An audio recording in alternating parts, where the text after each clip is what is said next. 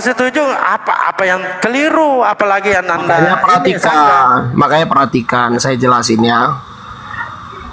Galatia 3:13 itu berbicara satu ilustrasi yang disebutkan Paulus tentang ketika orang digantung baik di pohon atau di manapun, pada saat itu menjadi tradisi adalah orang-orang terkutuk, sehingga dia membuat narasi itu menggambarkan seorang yang tergantung itu adalah orang-orang yang kondisinya terkutuk, dan Yesus rela menjadi terkutuk pada saat itu karena dia mengikuti tradisi yang terbiasa. Pada saat di zaman itu orang yang digantung di pohon itu mengalami kutuk, orang-orang yang berdosa maksudnya.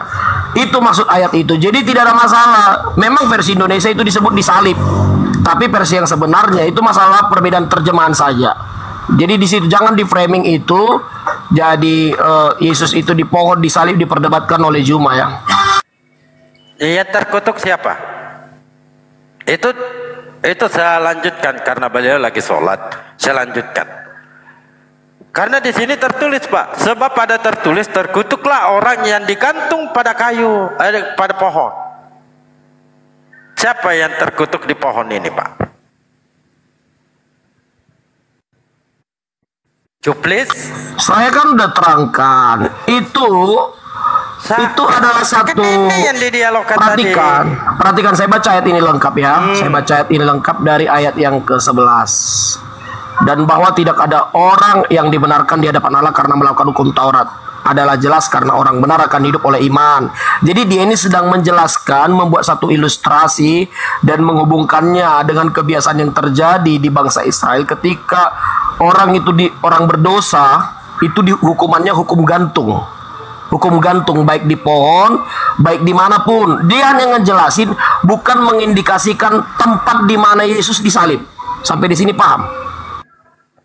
Tidak ada yang berbicara tempat, Pak. Yang kita bahas pertama bukan salib ya. Ternyata pohon di situ. Itu pertama. Kita tidak berbicara tempat. Mestinya Juma aja yang jawab. Tunggu dulu, Pak. Tunggu dulu, beliau tidak ada, beliau lagi sholat. Saya muridnya. Kalau Anda mampu menaklukkan saya, boleh Anda melangkah ke Bansuma. Ya, di sini yang kita bahas tadi, yang pertama, siapa yang mati terkutuk di pohon? Coba Bapak jawab. Karena ada tertulis, sebab ada tertulis terkutuklah orang yang digantung pada pohon. Siapa? Oi, siapa? Itu tadi, makanya Juma aja teman saya, coba biar dia, soalnya dia yang menaikkan ini ke framing. Anda nggak paham? Anda nggak boleh ngejelasin. Iya, makanya saya tanya, saya bacakan. Sebab ada tertulis terkutuklah orang yang digantung pada pohon. Siapakah yang terkutuk? Oh, berarti perhatikan ya, saya ulang sekali lagi. Mungkin Anda kemampuan lagi. Anda nggak sanggup ya. Perhatikan, saya ulang sekali lagi ya. Galatia 3 ayat 1 sampai di ke-13 ini ya adalah narasi yang disampaikan oleh Paulus menggambarkan bagaimana hukum Taurat itu, ketika kita tidak lakukan itu menjadi kutuk. Pada ayat 10 dikatakan di sini, karena semua orang yang hidup dalam pekerjaan hukum Taurat berada di bawah kutuk.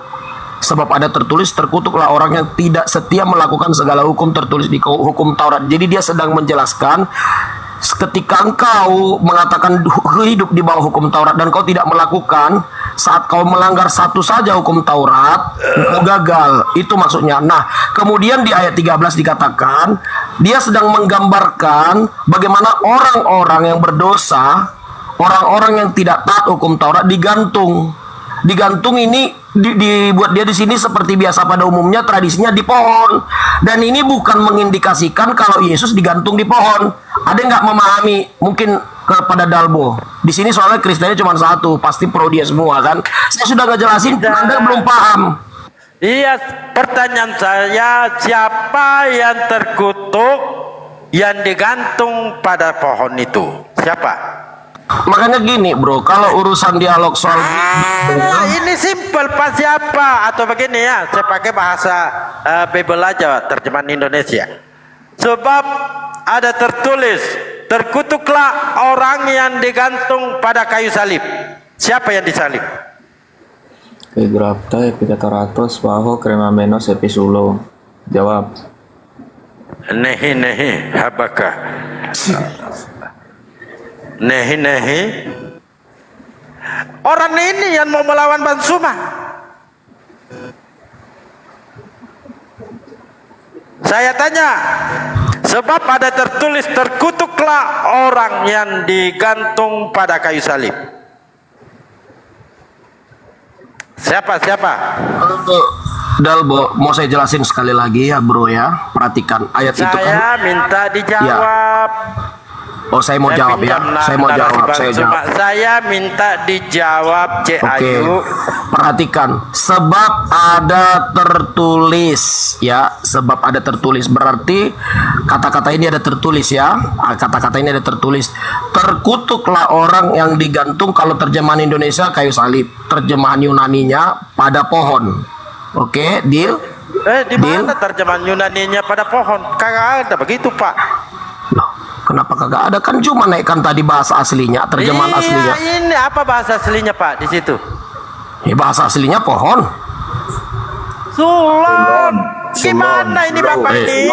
Yunaninya itu Yunaninya sulon. Maksudku terjemahannya. Kalau terjemahannya pohon. Ya saya katakan kan pohon. Oke. Ya, perhatikan, saya ulang. Ntar dulu, perhatikan. Jadi dikatakan Kristus telah menebus kita dari kutuk hukum Taurat dengan jalan menjadi kutuk karena kita, sebab ada tertulis. Ya, perhatikan, bukan Yesus yang digantung ya. Ada tertulis. Udah? Berarti Yesus tidak disalib. Perhatikan dulu. Maksudnya dia menjelaskan. Kau ini Ben, perhatikan dulu lah Ben. Ya, lanjut. Sebab ada tertulis, ada satu kejadian, berarti kan ada tertulis di hukum Taurat.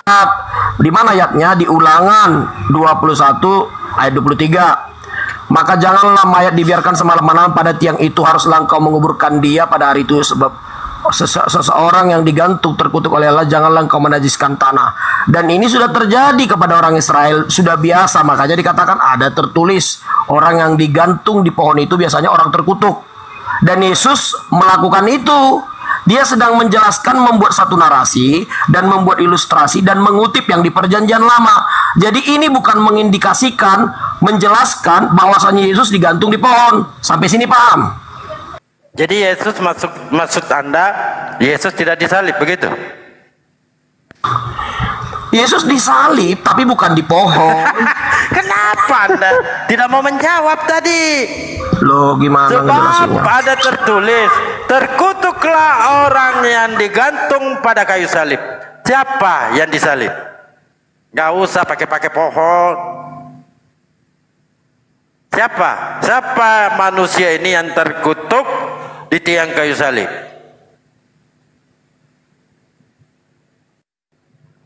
Gimana ini Bapak ini? Oi. Susah jelasinnya. Soalnya ini narasinya bukan Jumas. Penjelasan dijawab. Itu susah karena kalian nggak paham. Dijawab, Pak. Terkutuklah orang yang digantung pada tiang listrik, tiang kayu. Siapakah itu?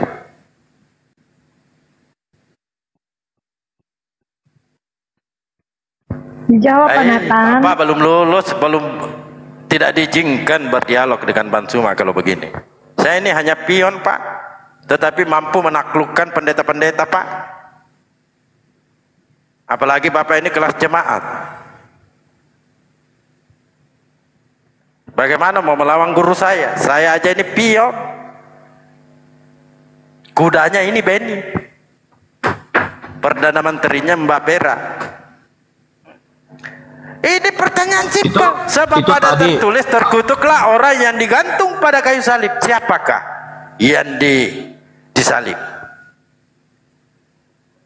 Sekarang yang dibahas originalnya atau gimana? Gimana Bapak ini? Tadi dibahas originalnya, dia tolak. Sekarang terjemahannya, kagak mau jawab. Malah muter-muter. Nah inilah Kristen, ditanya satu dibawa kita putar-putar sehingga kami tertidur. lalu tidak ada jawaban. Originalnya kan tadi udah saya akui itu di pohon. Masalahnya apa? Pohon. Saya bertanya siapa yang terkutuk di pohon itu. Nathan ini Pak Nathan ini nangkap tidak pertanyaan hostnya. Buang aja itu, tergantung di pohon, di tiang salib, apa di kayu, di tiang listrik, apa itu. Yang ditanya siapa yang tergantung itu. Itu poinnya, Pak. Mau di tiang jemuran dia. Kalau itu ya udah pasti Yesus lah topiknya. Ya mana mungkin yang lain. Sekarang kan tadi tuh perhatikan topik kita tadi antara enggak cuma tadi ngototnya di pohon dan tiang itu, di situ perbedaan tafsir terjemahan. Seakan-akan dia mau framing kitab kita sepertinya terjemahan ini gini-gini segala macam gitu, ditipu kita Kristen. Di situ topiknya. Kalau soal yang digantung atau disalibkan udah tunggu dulu. Saya ada originalnya kok. Saya ada originalnya. Jadi silakan Bapak tampilkan dan saya juga tampilkan, Pak. Enggak usah. Sekarang gini, yang jelas. Begitu. Mari kita tampilkan. Saya juga buka original teksnya. Waduh, kok Anda juga original? buka. Ya udah buka. Silakan Anda buka. Ayolah Paman. Tapi Anda yang mau buka dulu. Hah? Saya? Baik.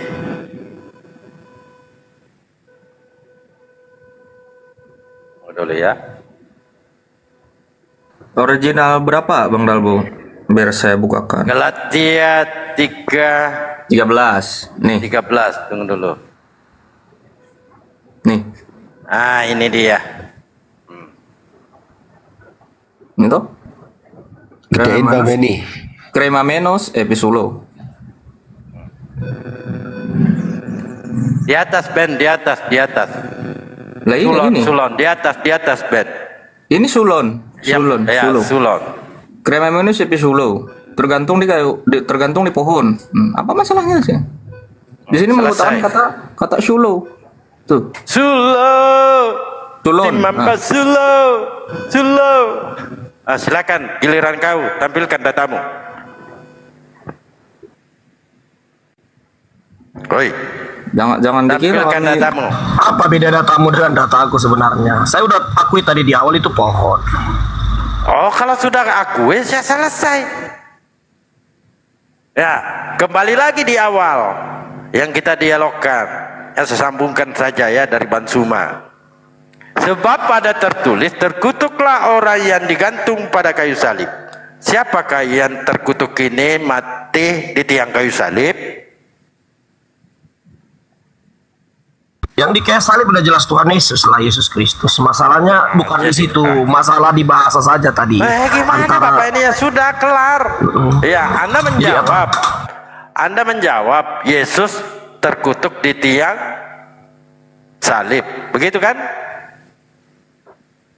Iya benar, Yesus digantung disalibkan, iya betul. Terkutuklah orang yang digantung pada kayu salib. Nah, orang-orang yang terkutuk ini tempatnya di mana?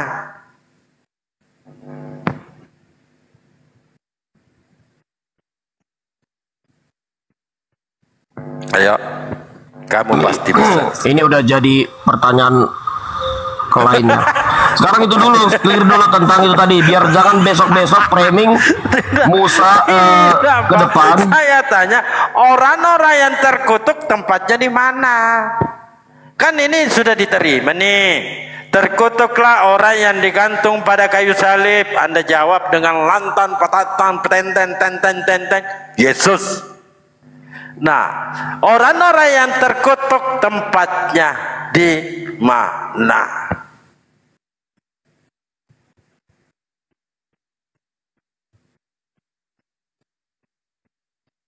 Itu tadi dulu, clear dulu tentang itu tadi, bahwasannya di pohon dengan disalib itu perbedaan terjemahan LI. Udah kelar. Sudah, katanya sudah.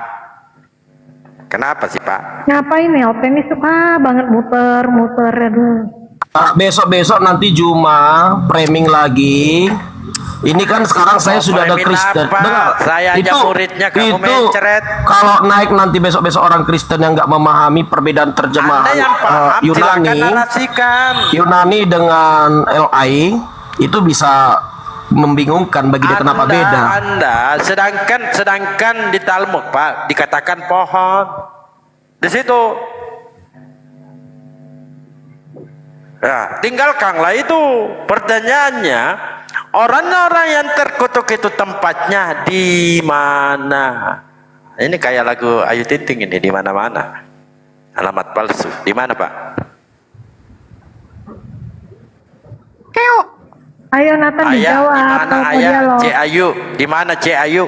Ya, Kristen lain Tuyul. banyak mau Di naik. mana Tuyul?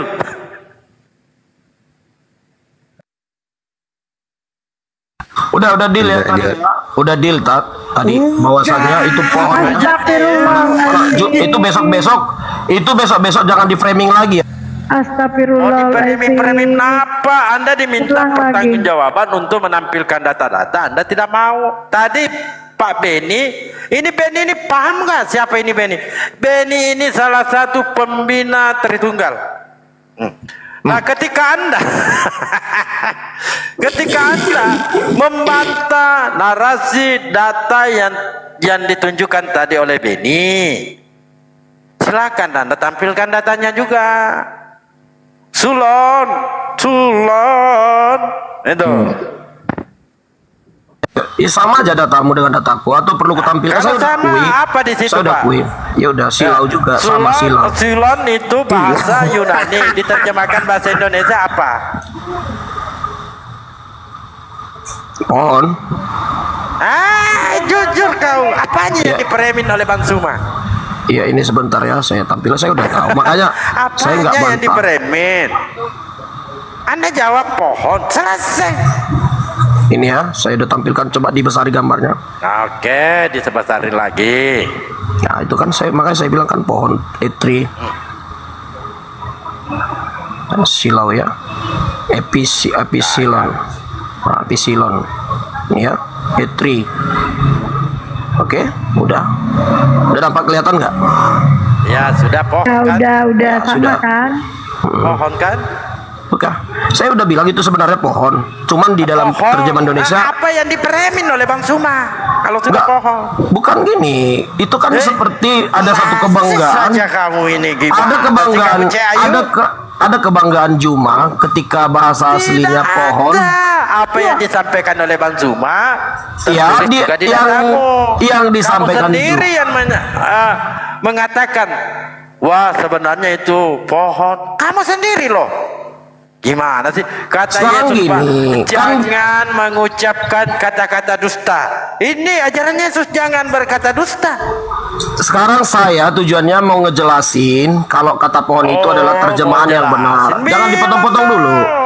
Jadi potong-potong dulu. Besok-besok kalau di framing itu definisinya biar kita pahami kenapa yang sebenarnya adalah pohon. Iya, yang framing itu siapa, Nathan? Kamu tuh ulang-ulang ngabisin waktu loh. Tadi juga kan sudah sepakat, ya udah. Tadi yang kan siapa? Kan Juma di mana-mana selalu ini katakan. Perdana Menteri ngomong di sini. Iya, ya? Dari tadi. Yang framing siapa? Gurunda nggak ada framing. Bener pohon kan? Itu kan di setiap Zoom selalu dia sebutkan. Saya tanya sama kamu, sama nggak artinya dengan apa yang dibilang Gurunda? Sama nggak? Iya pohon, tapi ya bukan udah, sekarang masalahnya bukan berarti Yesus digantung di pohon, bukan. Termuter. Emang Yesus bukan digantung di pohon?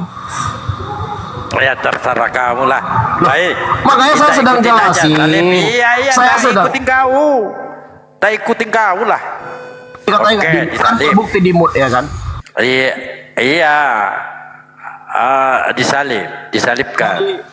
Jadi kalau kalian mau dialog yang sehat itu masuk Kristen jangan rame-rame yang Muslimnya seperti ini. Jadi biar fair, Juma dengan dua orang Kristen 2 lawan 2. Naikkan dulu Pak Pera. Iya, bukan ngatur. Kalau berani seperti itu jangan main kroyok-kroyokan seperti ini. Jangan main kroyok-kroyokan gitu loh. Tidak ada yang keroyok, yang lain diam dulu lah. Ya, tidak ada. Kita itu head dengan Dalbo. Jelas Kita ya, lanjutkan. bahwasannya Yesus Penyaliban. bukan, dengar jelas ya di sini saya katakan ya, bahwasannya Yesus tidak digantung di atas pohon, tapi di kayu salib. Sampai di sini clear ya, saya sampaikan bahwasannya Juma yang selalu framing Yesus digantung di atas pohon, mohon berhenti ya bro ya Juma ya. Oh iya, oke. Tadi Anda buka itu, sulon itu ketika diterjemahkan bahasa Indonesia apa? Anda sendiri loh yang buka. Itu digantung di pohon itu kan saya sudah jelasin. Itu hanya satu gam loh. Nah, ini tadi. Ini kalau di roomnya Muslim ini rame-rame ketawa gitu kan. Saya kan udah jelasin tadi. Perhatikan. Saya jelasin. Silakan Ya. lanjut. Masa ketawa pun nggak boleh? Oke, Silakan, saya ulang Juma ini dengar ya bro Juma, saya jelasin ayat ini besok. Jangan katakan bahwasanya Yesus digantung di atas pohon. Lalu Itu di yang mana? di kayu salib, bukan di atas pohon. Kayu salib. Apa Iya. bahasa Yunani dari salib apa, Bang? Tunggu dulu. Saya mau jelasin Galatia 3:13. Galatia 13 ya. Enggak perlu. Tunggu. Saya yang harus menjelaskan ke Anda. Anda mengatakan Yesus tidak digantung di pohon. Lalu digantung di mana? Digantung di tiang kayu ya. Kayu ini pohon atau bukan? Bukan pohon, tapi kayu karena memang salib terbuat dari kayu. Lalu kenapa original teksnya menuliskan sulon? Sulon itu memang pohon, makanya perhatikan. Ya udah. Saya jelasin. Terus apa yang Anda permasalahkan? Udah, saya kasih, Yesus digantung di pohon, Yesus digantung bukan. di kayu, sama kan? Bukan, beda. Yesus bukan digantung di pohon. Perhatikan Bedanya ya. pohon dengan kayu apa? Nah, makanya perhatikan, saya terangkan 1 menit aja ya. Galatia 3:13, jangan dipotong ya. Galatia Ada pohon 13. listrik atau pohon apa? Hah? Tunggu dulu. Saya mau jelasin. Di sini Galatia 3 ayat 13 itu mulai dari ayat 1 dijelaskan, pada ayat 10, pada ayat 10 dikatakan, karena semua orang yang hidup dalam pekerja hukum Taurat berada di bawah kutuk. Sebab ada tertulis, terkutuklah orang yang tidak setia melakukan segala sesuatu yang tertulis dalam kitab hukum Taurat. Tunggu dulu. Muncul pertanyaan. Anda melebar, muncul pertanyaan. Kalau orang Kristen tidak melakukan hukum Taurat, terkutuk nggak orang Kristen? Makanya perhatikan dulu. Paulus sedang menjelaskan di sini, di ayat Saya ini tanya, Paulus, orang Kristen kalau tidak menjalankan hukum Taurat, apakah orang Kristen terkutuk? semua orang yang mengaku hidup di bawah hukum Taurat termasuk Kristen. Saya tidak tanya semua orang, saya tanya Karisteng, agama Romawi. Kalau kami tidak hidup di bawah hukum Taurat. Lalu Yesus mati terkutuk bukan untuk Anda kan? Makanya aduh.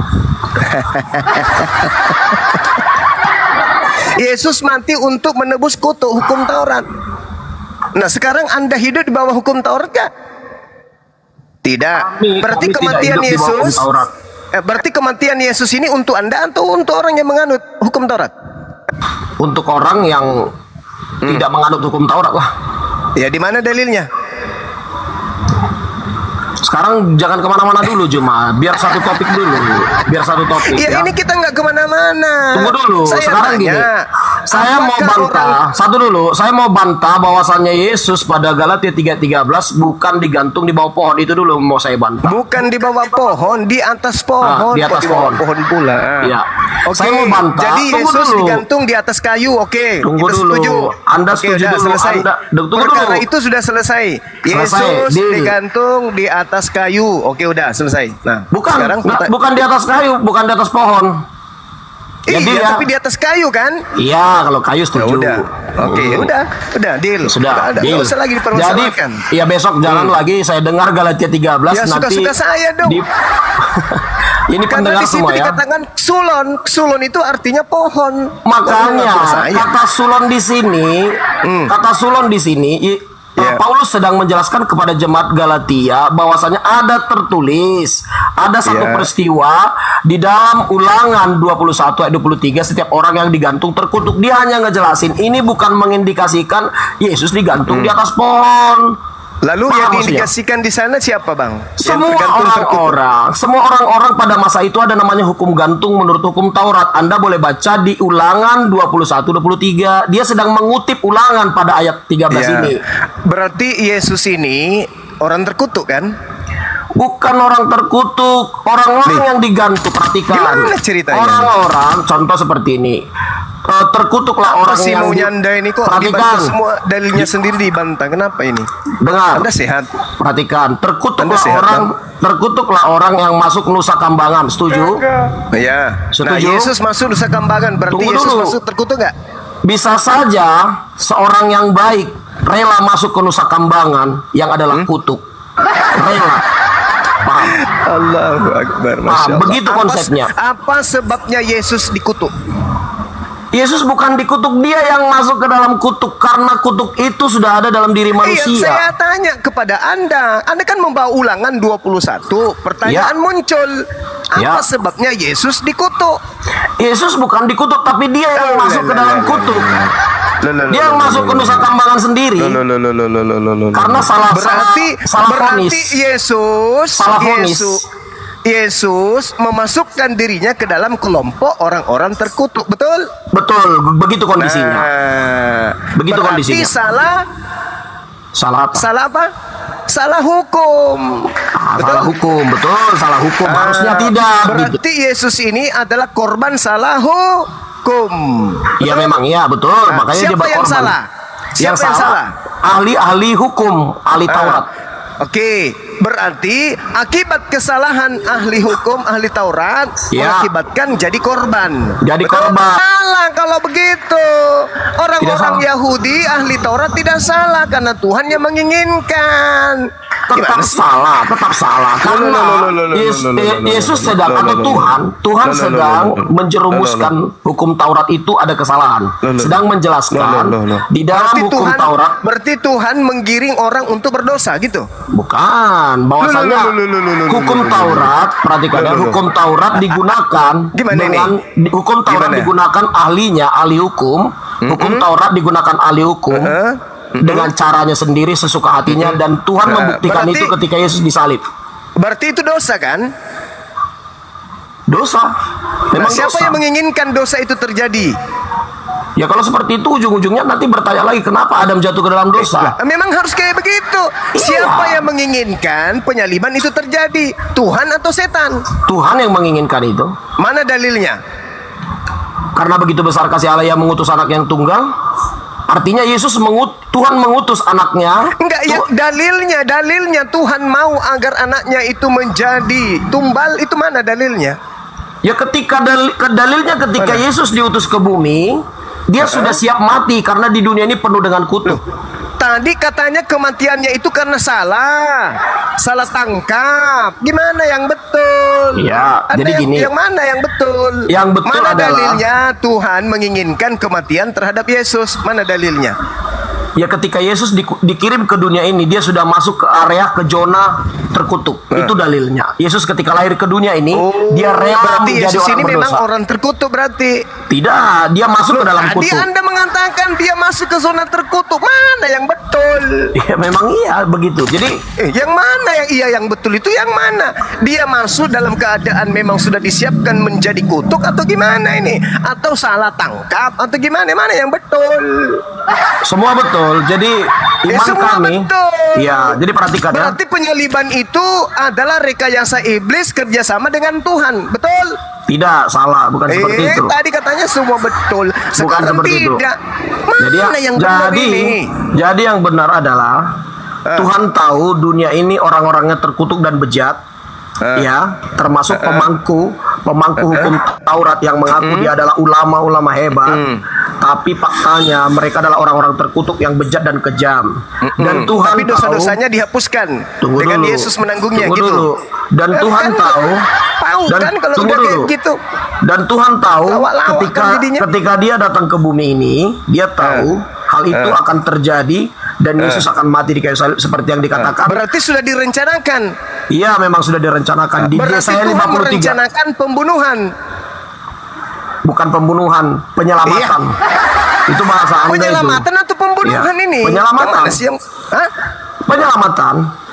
Maksudnya penyelamatan gimana? Sama seperti ketika Yesus jelas-jelas mati di atas pohon, kok katakan penyelamatan? Maksudnya apa? Jangan di framing lagi di atas pohon.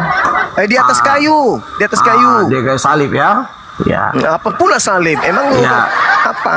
Nggak, jujur-jujur aja, nggak usah gengsi. Kenapa gengsi? Yesus itu datang ke dunia memang dirancang untuk mati nanggung dosa-dosa atau gimana? Ya, Yesaya 53 ayatnya Perjanjian Lama. Oh gitu. Sudah dinubuatkan, berarti kejahatan iblis itu rekayasa Tuhan Anda, betul? Bukan kejahatan iblis. Iblis memang jahat, tapi manusia punya free will, punya kehendak bebas untuk jahat. Gimana ceritanya? Anda mengatakan sebelum Yesus ke bumi, dia sudah dirancang untuk mati, dibunuh oleh orang. Nah sekarang untuk membunuh Yesus, iblis harus terlibat. Berarti ini rancangan Tuhan Anda bekerja sama dengan iblis untuk melakukan pembunuhan terhadap Yesus, betul?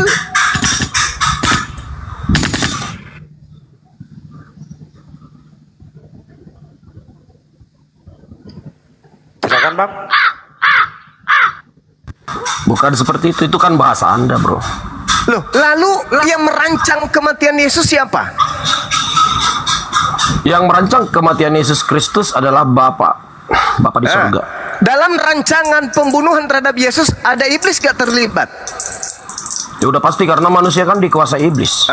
Berarti Tuhanmu sudah merancang iblis ikut terlibat di dalam pembunuhan Yesus, betul? Bukan merancang, itu namanya natural. Sama seperti di kitabmu ketika Adam dan Hawa berbuat dosa. Apakah itu sedang dirancang? Coba saya tanya. Coba kau tanya Juma. Adam dan Hawa dirancang berdosa, Anda setuju? Juma? Kalau Adam itu kan sudah jelas tuh. Adam datang, dicipta oleh Tuhan, dinasehati. Jangan kau makan, tapi dimakan. Apakah Tuhan yang merancang supaya dimakan? Beda. Ini kamu mengatakan kedatangan Yesus di muka bumi memang untuk mati. Loh, kok jadi nangis? Kok nangis? Cuma perhatikan saya mau tanya. Yang harus sekarang perhatikan.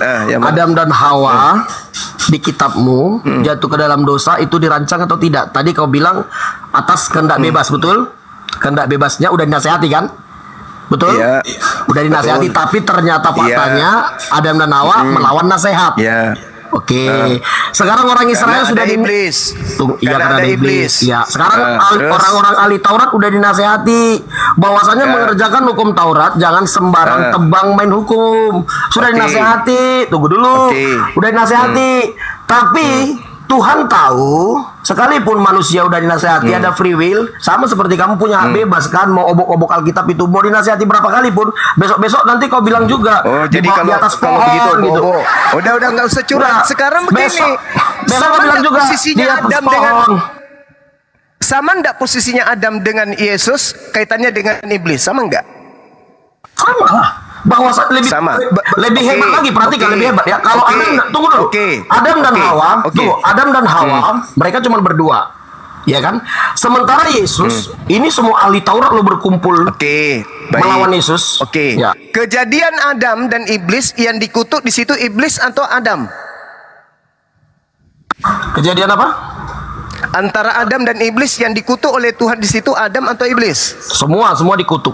Adam juga dikutuk. Di mana Hawa dalilnya juga dikutuk. Adam dikutuk? Di mana dalilnya Adam dikutuk? Itu di kitab kami lah, bahwasanya dia kan susah payah mencari nafkah. Nah, ini Anda ini sudah menuduh dan memfitnah Adam. Keturunanmu kan susah mencari nafkah. Itu kutuknya. Tanah yang dikutuk itu bukan Adam. Iya, tanah dikutuk kan imbasnya ke Adam. Lah itu beda. Loh, kok beda? Kalau Adam yang dikutuk dengan tanah yang dikutuk beda. Karena Adam dalilnya Adam dikutuk nggak ada. Dalilnya tanah dikutuk itu ada. Nah sekarang Anda menuduh Adam dikutuk. Berarti Anda memfitnah. Anda tanah dikutuk. Berarti. Tanah dikutuk imbasnya kepada Adam dan Hawa. Itu dia. Jadi ketika dia di sorga dengan kondisi dia ada di Firdaus. Ada dalilnya Adam dikutuk itu dulu? Itu tadi ketika kamu akan bersusah payah mencari makan karena bumi sudah terkutuk. Saya minta ada nggak dalilnya Adam dikutuk? Terkutuklah Adam, ada nggak? Bukan terkutuklah Adam. Berarti bukan Adam yang terkutuk. Ada nggak dalilnya terkutuklah iblis? Ada nggak dalilnya? Dalilnya ada konsekuensi karena berbuat dosa. Itu dalilnya. Ada nggak dalilnya terkutuklah iblis? Ada nggak? Kalau iblis tetap ada. Intinya konsekuensi. Ada nggak dalilnya terkutuklah Adam? Nggak ada. Nggak ada kan tertulis? Nggak langsung. Secara langsung tidak. Secara langsung tidak. Konsekuensi tetap ada. Konsekuensi tetap ada. Sekarang ada nggak dalilnya terkutuklah Yesus? Itu juga tidak ada.